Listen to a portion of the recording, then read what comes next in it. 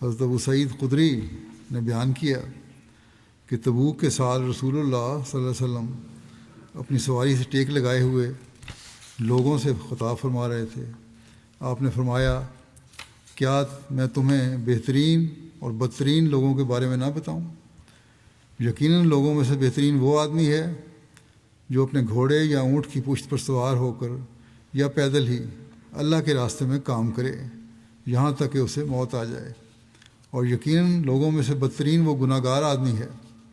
جو اللہ کی کتاب تو پڑھتا ہے مگر اپنی جہالت کو چھوڑ کر اس کی کسی بات کی طرف رجوع نہیں کرتا۔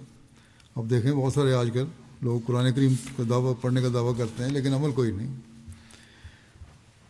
حضرت ابن عباس سے مروی ہے کہ رسول اللہ صلی اللہ علیہ وسلم نے تبوک میں صحابہ سے مخاطب ہو کر فرمایا، لوگوں میں وہ آدمی بے مثال ہے